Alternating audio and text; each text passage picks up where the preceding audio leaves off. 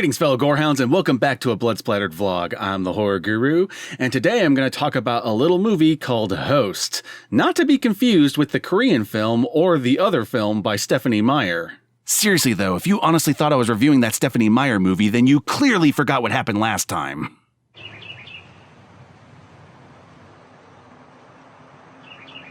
Dude, how come every time we try to see a Twilight movie, we end up killing a prostitute instead?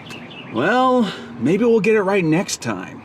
No. The movie I'm talking about today is actually the new Shudder original movie called Host, which, for those of you who don't know, was filmed entirely during quarantine lockdown. So during this current pandemic that we're currently sitting in, some people got together and made a movie using Zoom calls exclusively.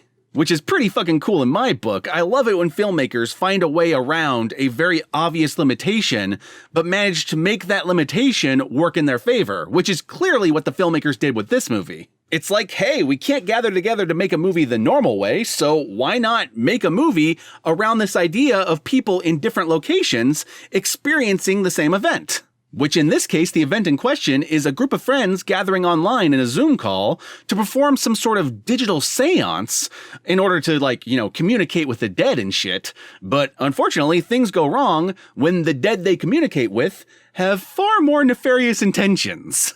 So it's kind of like a cross between Unfriended and Paranormal Activity, two movies I have vastly different opinions on. I fucking love Paranormal Activity. I love almost all those movies, with the exception of the last one. That one was pretty balls.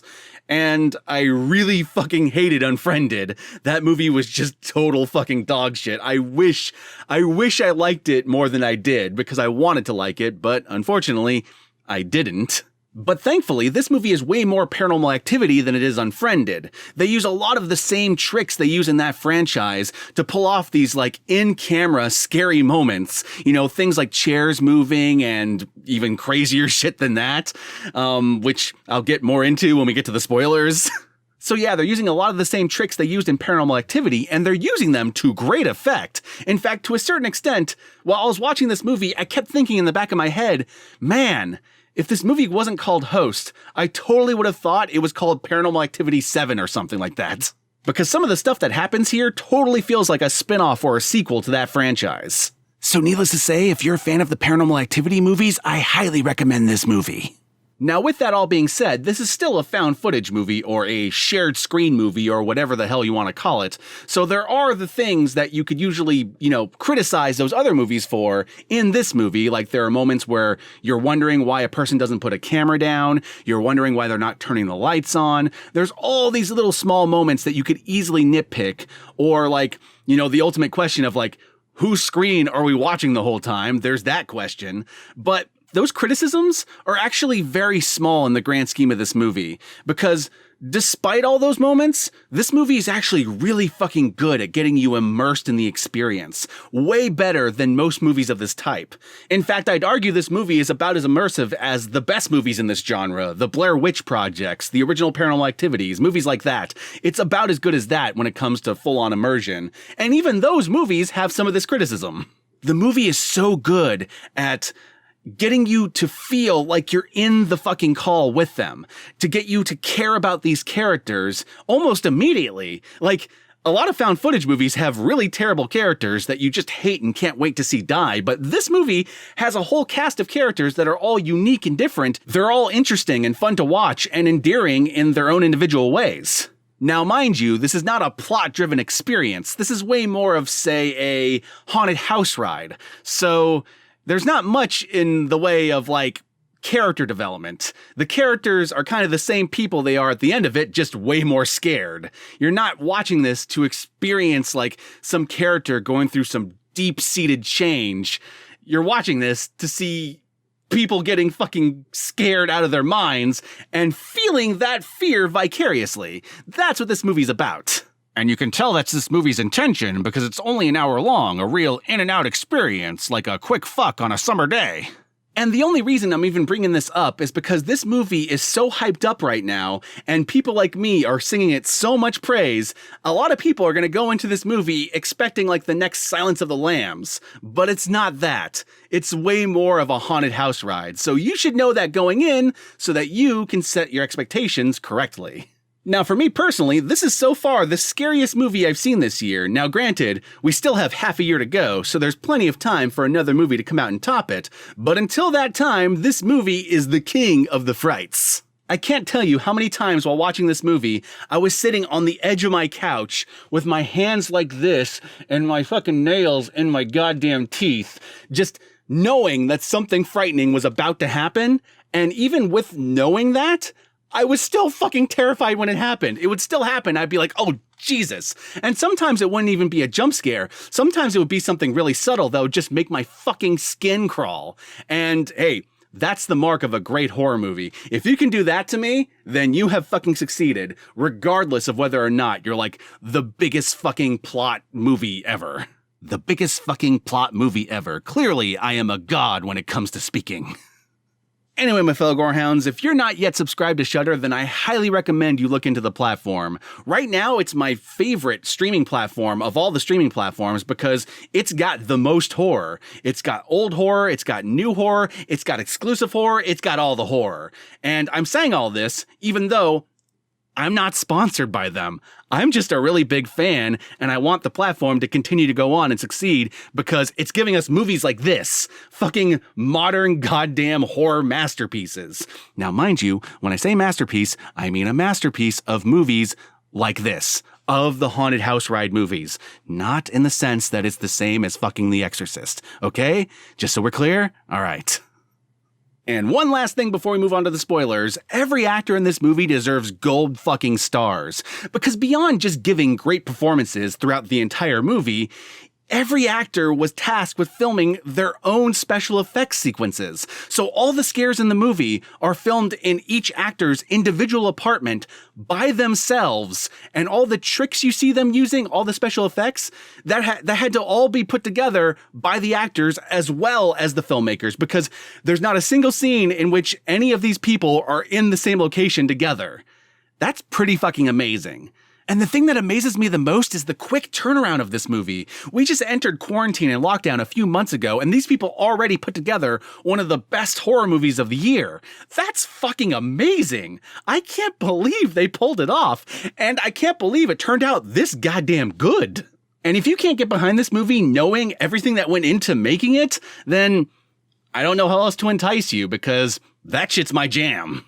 And with all that said, let us finally move on to the spoilers. Alright, just to be clear, this movie is best watched alone in the dark with the lights off without knowing too much about it beforehand. So if you are looking to watch this movie for yourself, I recommend stopping right now, because I'm about to spoil the movie. Stop right now and then come back and finish this review afterwards. Again, the movie's only an hour long. It's not going to take too long, so go do that. Alright, so the first thing I want to talk about in the spoiler section is how well this movie fucking depicts being in a Zoom call with your friends. It's so goddamn authentic. Everything from when you get like the audio wrong, so you have like some echoing going on between people, or when you have like two streams of the call happening at the same time and it creates this weird like woo effect. Like the fucking like video skipping during scenes because there's lag, there's internet lag. All of it feels 100% authentic. And I don't know how much of it was like intentionally edited into the movie and how much of it was just, an artifact of the way they filmed the movie. But either way, it totally works. It sucks you into the experience right away. And you feel like you are one of the friends in the call, which is the best way to experience a haunted house ride, is to feel like you're in it. And to add on to that, one thing I also like about this movie is that unlike a lot of movies of this ilk, it really felt like it was made by people who understand the technology being used in it. And that allowed them to come up with some truly unique scare moments, like my favorite in the movie being this one scare moment that involves these like little like face filters in like the video app. So like there's this point in which the face filter is catching something that's not there. There's nothing on the screen, but the filter is still catching something. So you have this weird like clown face over like this nothingness in this room. And that scene like is one of the creepiest scenes in the goddamn movie. And it is an example of how you can make modern technology scary if you use it the right way and you use it in a way that shows that you understand how it works. So you have this scene with this girl and this weird like clown app thing going on, and like the moment that fucking face turns, that clown mask turns, holy shit, I jumped out of my goddamn skin. So I really got to commend the filmmakers for understanding the technology and using it right, because one of the problems with movies like this, movies like Unfriended, is they always feel like they're made by people who learn of the technology secondhand. They're not the generation that used it regularly, so they don't know how to make it properly scary. And in this movie, I felt like these guys knew 100%. And I say guys, but like a majority of this cast was women, and the women were doing a lot of the filming of their own scenes. So guys and gals, like they all fucking rocked the shit out of this movie. So yeah, I gotta commend them for their use of modern technology, but more than that, I also gotta commend them for their use of old school techniques. Because despite this movie using a lot of techniques I've seen before in movies like Paranormal Activity, stuff like chairs being slid or doors opening or loud banging noises outside or people being dropped from above camera view to the ground after having previously just disappeared. Despite it using a lot of that stuff I have seen before multiple times, I still fucking jumped out of my skin when they happened. I still fucking found myself going, oh shit, what's gonna happen? I still found myself scared because they do them so goddamn well, and they manage to trick you sometimes into thinking it's gonna be one thing and it's the other. Like, this is a great example of perfectly orchestrating horror scenes. Like, they're perfectly constructed. Even if sometimes they kind of rely a little too much on like, internet style like jump scare fucking shots. There's one shot in particular that I felt was a little unnecessary, but I'll be honest, I can tell that shot is probably going to terrify a whole bunch of kids who watch this movie, so fuck it. Even though I thought it was a little unnecessary, kids watching the movie, they're not going to care. They're just going to be scared, so rock on. But in terms of criticism, again, this isn't a plot-driven movie, but it should be noted that the whole, like, people doing a seance and then summoning a demon thing, that has been done so many times at this point, to the point of cliche, but it is a testament to the quality of the movie, that despite that whole movie being constructed around that, I still felt like I was seeing some things I either hadn't seen before, or was done so well, it still got me even if I had seen it. Which I guess I'm just kind of repeating myself at this point. This movie does a lot of new things and it does a lot of old things, but it does them all so well and mixes them up into like this nice little fucking tasty goddamn stew that I just can't stop drinking. And they do it in this nice bite-sized package of just an hour length. Like, you know, you don't feel like, even if you don't like this movie, you don't feel like your time is wasted because so little time was spent. All right, so what else is there to say in the spoiler section that's worth talking about? Oh my God. Okay. All right. This is like not really a criticism. This is just me fucking sucking the dick of this movie. But holy shit, that entire sequence when the one male friend comes back, the entire sequence of him going through his fucking house/apartment or whatever house he was staying in, and his girlfriend being like hung and then drowned, and like him being set on fire. Holy shit. One of the tensest scenes in the entire goddamn year of horror movies. That scene is not necessarily the scariest, but it is the scene that had me going like, oh God, what's going to happen next the most. That scene fucking like, I was so tensed up. I was like a fucking Tyrannosaurus Rex watching that shit. Like I was just like, Ross, this is scary. Okay. The moment I'm making myself do Tyrannosaurus Rex fucking roars is the moment I gotta end this vlog. So, needless to say, I love Host. I highly recommend it. Don't watch the Stephenie Meyer Host. It's not worth it. And let's get on with the outros. Anyway, my fellow Gorehounds, be sure to like, comment, and subscribe, and don't forget to ring that notification bell so that you're notified of my videos immediately upon their upload. And if you would like to help out my channel more directly, be sure to check out my Patreon page. And remember, if you decide to go the Patreon route, even $1 a month can go a long way. And with all that said, my fellow Gorehounds, I got some more movies to watch. I got some more scripts to write. I'm currently working on a script of a certain kaiju movie that is somewhat related to another kaiju movie that's coming out either later this year or next year. So, that's going to be fun to do.